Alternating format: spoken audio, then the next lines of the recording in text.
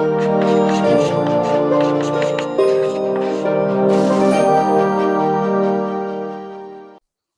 Friends, हम लोग बात कर रहे थे नए साझेदार के प्रवेश के समय पर क्या क्या चेंजेस होते हैं, जिसमें से कौन कौन सी चीजों को ध्यान रखना चाहिए जो हम लोग किसी नए साझेदार को लेकर के आते हैं और क्या क्या परिवर्तन हो सकते हैं। तो उसमें सबसे पहला तो यही आता है, नया लाभ विभाजन अनुपात बनता है। क्या बनता है? New profit sharing ratio. ठीक है।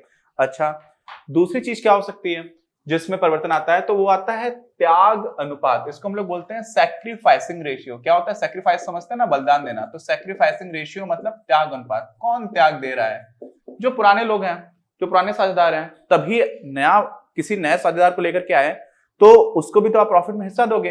पहले तो दो ही लोग पूरा पूरा हिस्सा ले रहे थे, मतलब दोनों लोगों का हिस्सा मिलाकर के पूरा प्रॉफिट शेयर हो जा रहा था। अब जो नया प्रॉफिट आएगा उसमें किसी और को हिस्सा दिया जाएगा। तो जो पुराने लोगों ने सैक्रिफाइस किया ना, बलिदान दिया ना, त्याग किया ना, इसीलिए इसको बोलते हैं त्याग अनुपात।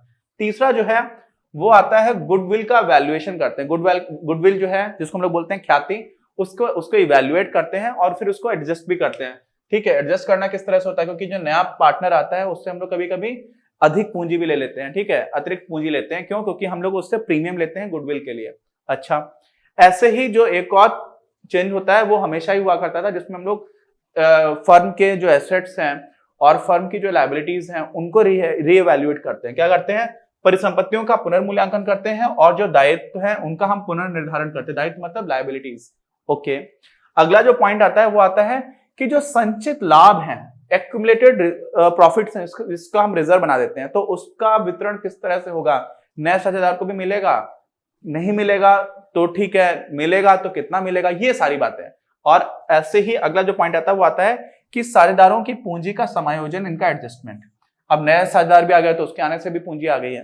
तो ये सारी चीजें हम लोग देखते हैं कब? जब हम लोग किसी नए साझेदार को लेकर के आते हैं। और सबसे पहले हम लोग क्या देखते हैं? नया लाभ विभाजन अनुपात। बहुत ही important examination point of view से और उतना ही ज्यादा सरल भी है। तो इसमें होता क्या है कि नया लाभ विभाजन अनुपात क्या रहेगा? जैसे मान लो, क्या मान लिया? राम है और अली हैं, ये दोनों पार्टनर्स हैं। कितने कितने हैं? 3:2 अनुपात के पार्टनर्स हैं। ठीक है। अब आगे हमारे एंथनी। ठीक है। अब एंथनी साहब भी आ गए, इनको भी हमने क्या बना लिया? पार्टनर बना लिया। तो इनको किस अनुपात में हम बांटेंगे? समझ रहे ना? अच्छा, दूसरी चीज, इनको किसी तरह से हमने कुछ हिस्सा दिया तो ये भी 3:2 में रहेगा, ऐसा जरूरी नहीं है। तो होता क्या है कि पूरा ही एक नया अनुपात बनकर के आ जाता है। ठीक है। मान लीजिए ये 6:4:1 में आ गया, ये भी आ सकता है। ठीक। अच्छा, मान लिया यहां पर। तो होता क्या है कि यहां से यहां तक हम कैसे पहुंचेंगे, ये कौन डिसाइड करेगा? तो सबसे पहले जो पुराने लोग थे, तो राम और अली, ये दोनों लोग मिलकर के डिसाइड करेंगे। फिर क्या हो जाएगा? अब जो सिर्फ ये दोनों डिसाइड नहीं कर लेंगे, क्यों? क्योंकि एंथनी भी तो आ रहा है। वो बोलेगा कि भाई हम तो नए पार्टनर है, हमको भी तो इंक्लूड करो इस डिसीजन मेकिंग में। तो एंथनी को भी इंक्लूड किया जाएगा। तो नॉर्मली क्या होता है कि जो भी पुराने साझेदार थे और जो नया साझेदार आया है, ये सारे साझेदारों की आपसी सहमति से डिसाइड किया जाता है क्या? कि किसको हम कितना शेयर देंगे। और साथ में दो चीजें होंगी। देखो, दो चीजें बहुत ध्यान से समझना। एक तो क्या होगा, मान लीजिए नया पार्टनर आया तो उसको मैंने बोला कि 10 हिस्से हमारे प्रॉफिट के करेंगे, जिसमें से एक हिस्सा हम आपको देंगे। क्या मैंने बोला? कि हम 10 हिस्से करेंगे, एक हिस्सा आपको मिलेगा। ठीक। मान लो वो भी मान गया, सहमत हो गया। तो अगर मान लीजिए कि पहले दो लोग थे, राम और अली थे, और एंथनी को बोल दिया, मान लीजिए यहां पर अभी इसी को ये वैल्यूज आप चेंज कर दो। मान लो 3:2 में इनका अनुपात था और एंथनी को क्या बोला गया कि हम आपको 10 हिस्से करके एक हिस्सा देंगे। तो इसका मतलब क्या हुआ कि हम आपको टोटल प्रॉफिट्स में से 1/10 देंगे। क्या देंगे? 1/10।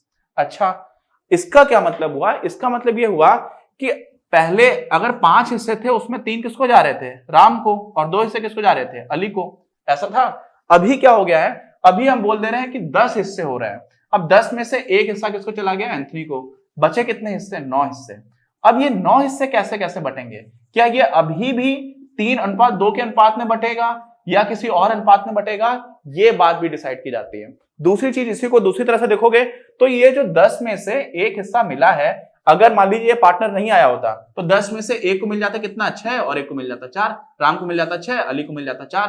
क्यों? क्योंकि 3 का 3:2 अनुपात में विभाजन हो रहा था। लेकिन अब क्या हो रहा है, हम एक और को एक दे रहे हैं। ठीक। तो जब एक और को एक दे रहे हैं तो इसमें से भी कुछ देगा ये इंसान और राम भी कुछ देगा। तो राम और अली जब दोनों अपने अपने से कुछ हिस्सा देंगे तो क्या होगा? राम जो है वो क्या आधा हिस्सा देगा और अली भी आधा हिस्सा देगा। या फिर हो सकता है राम 3/4 हिस्सा दे और ये 1/4 हिस्सा दे, या फिर हो सकता है राम जो है वो 2/3 हिस्सा दे और अली 1/3 हिस्सा दे। तो ये राम और अली को जो हिस्सा देना पड़ रहा है इसी को हम लोग क्या बोल देते हैं, त्याग अनुपात। ठीक है, कि राम को कितना त्याग करना पड़ेगा किसी और को देने के लिए, तो ये अनुपात कितना रहेगा ये चीज भी डिसाइड की जाती है। अब समझ लीजिए कि 6 और 4 अनुपात, इनको 6 और 4 मिल रहा था, अगर दोनों आधा आधा दे रहे हैं तो राम को 5.5 मिलेगा, इनको 3.5 मिलेगा और इसको 1 मिल जाएगा। इसको तो हमने पहले बता दिया आपको 1 मिल रहा है। एक बहुत सारी तरह से मिल सकता है ना, अगर राम 2/3 दे और अली 1/3 दे तो भी आपको 1 मिल रहा है। यहां पर क्या हो रहा है, यहां पर आधा और आधा अगर दे रहे हैं तो भी आपको 1 मिल रहा है, और यहां पर 3/4 राम दे रहा है और 1/4 अली दे रहा है तब भी आपको 1 मिल जा रहा है। तो जो नया पार्टनर उसको तो 1 ही मिल रहा है, लेकिन किसको कितना त्याग करना पड़ेगा इसको भी डिसाइड किया जाता है। तो नॉर्मली ये सब कैसे करते हैं, आपसी सहमति से कर लेते हैं।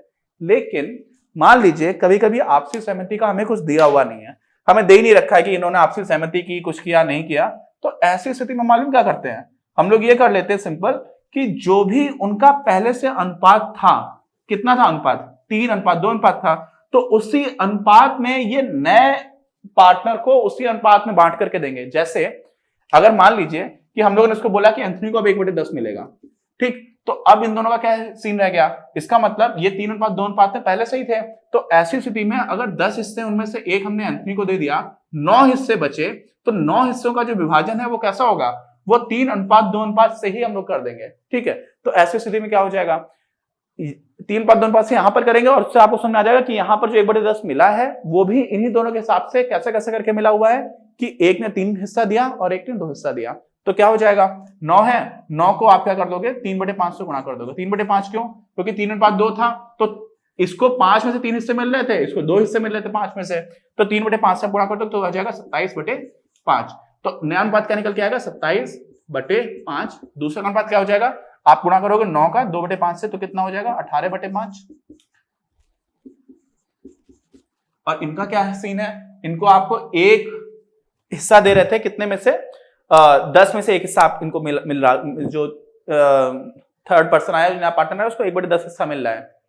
ओके, तो अगर हम यहाँ पर इनको 1/10 लिख देते हैं तो सिर्फ लाभ लाभ में देखोगे तो ये 9 नहीं था, ये 9/10 है। ठीक है, ये भी 9/10 है, तो यहाँ पर ये 50 और 50 आ जाएगा, तो इसको भी 27/50 और 18/50 लिख दोगे।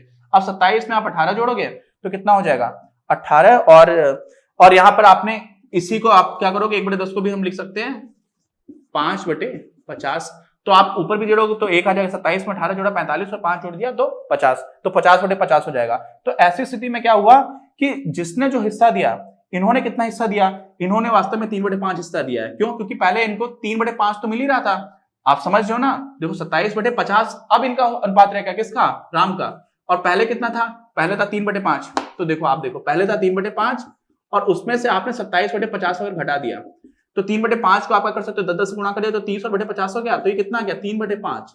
और ऐसे ही 18/50 है, तो आप क्या करो 2/5 से 18/50 को हटा दो, तो इसमें क्या हो जाएगा, 2/5 को हम लिख सकते हैं 20/50, तो यहां से आपको मिल जाएगा 2/5।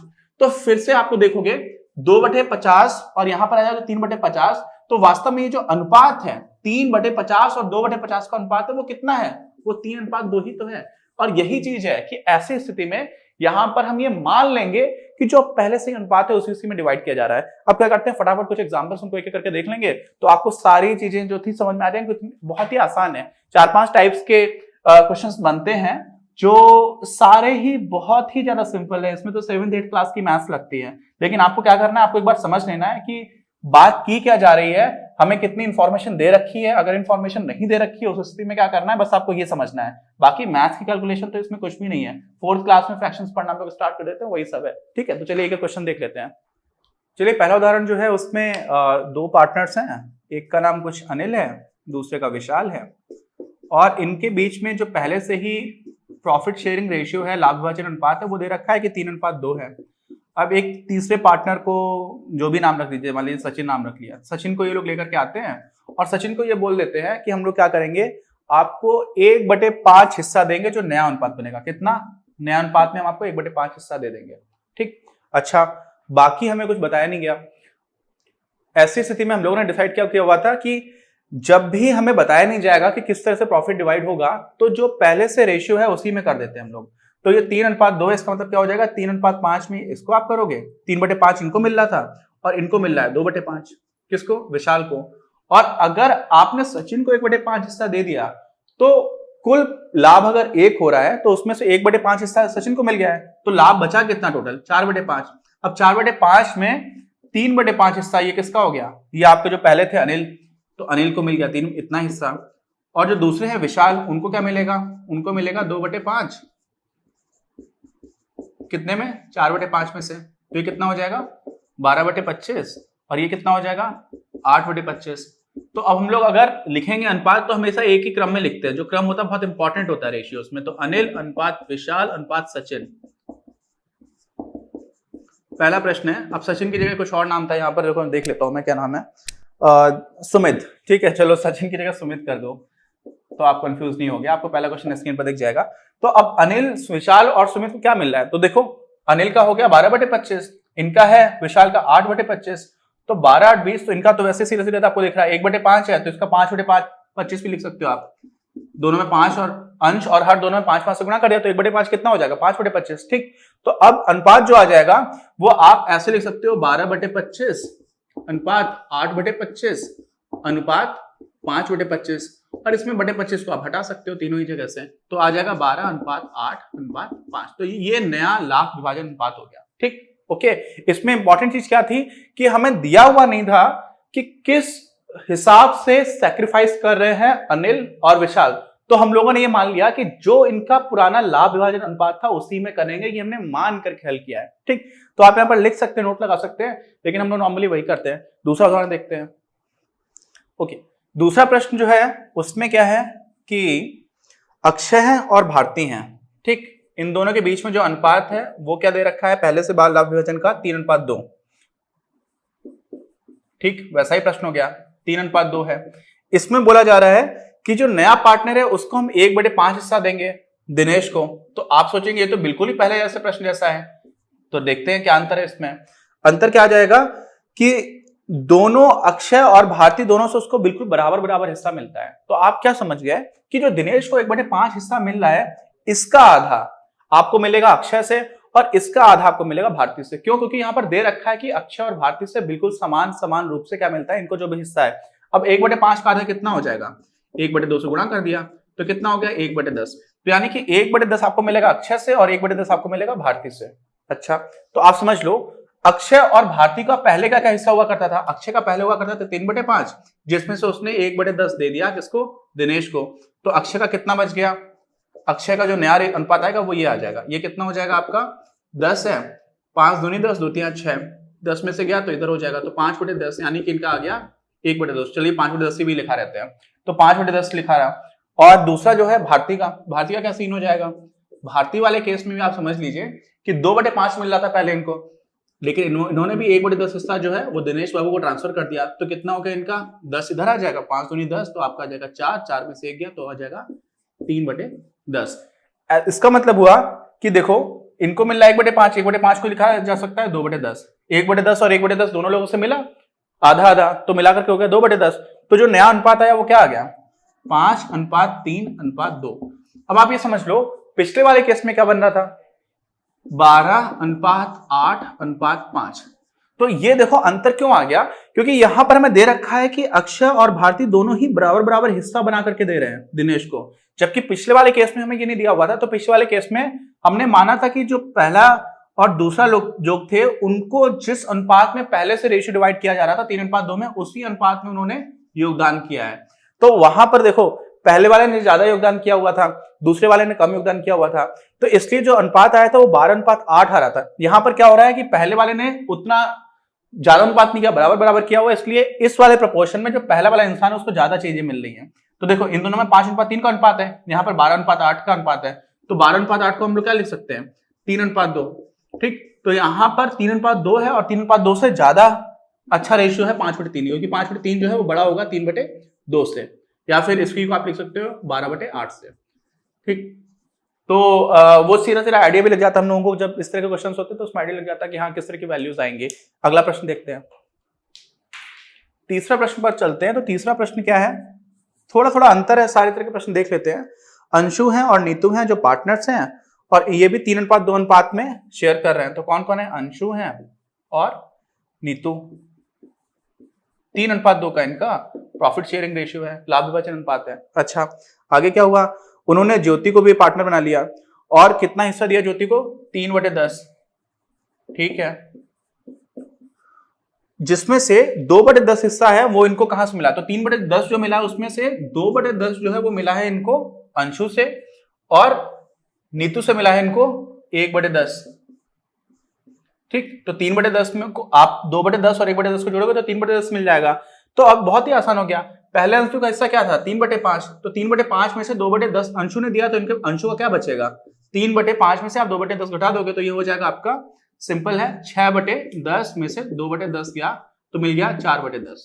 तो अंशु का जो नया हिस्सा आया है वो हो गया आपका 4/10, है ना। और नीतू का क्या नया हिस्सा रहेगा, नीतू का जो नया हिस्सा रहेगा वो देख लीजिए आप, पहले 3/2 था, यानी कि 5 में से 2 हिस्से थे, तो 2/5 था पहले।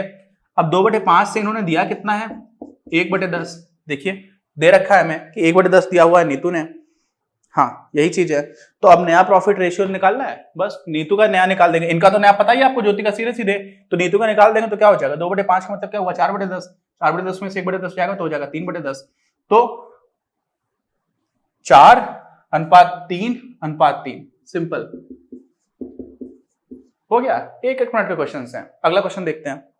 अच्छा, इस प्रश्न में क्या हो रहा है कि दास है और सिन्हा है जो पार्टनर है, कौन कौन है, दास और सिन्हा, 4:1 में, कितना अनुपात है इनका, 4:1। अब क्या दे रखा है, दे एडमिटेड पाल, अच्छा ठीक है, इन्होंने पाल को और पार्टनर बना लिया है। पाल को हम लोग फ्रेंड भी बोलते हैं, पाल को मतलब फ्रेंड भी होता है इंग्लिश में, लेकिन यहाँ पर नाम है पाल।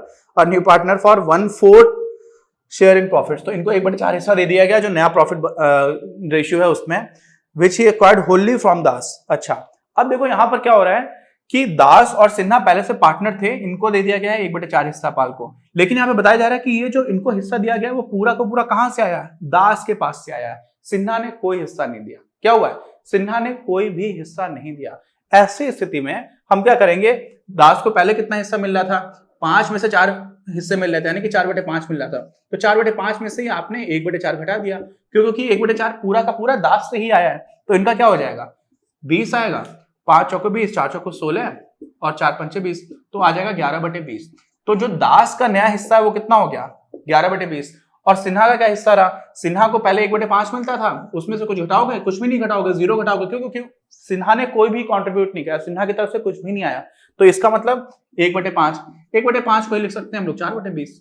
ठीक है, 4/20 क्यों लिखा, आपको समझ में आ जाएगा, सीधा सीधा है। अब पाल को कितना मिला था, 1/4, इसी को लिख सकते हैं हम लोग, क्या लिख सकते हैं, 4 पंचे 20, तो 5/20, सॉरी सही लिख रहा था मैं, 5/20। तो अनुपात जो आ जाएगा वो आ जाएगा 11:4:5, एकदम सिंपल है। तो हम लोगों ने कई टाइप के छोटे छोटे क्वेश्चंस देख लिए, जिससे कि कोई कंफ्यूजन ना रहे कहां पर कौन कौन सी कंडीशंस बदलनी है। बाकी इसी चैप्टर को अगले वीडियो में कंटिन्यू करते हैं, कोई डाउट हो तो प्लीज कमेंट बॉक्स में लेकर के बताइए, बाकी मिलते हैं।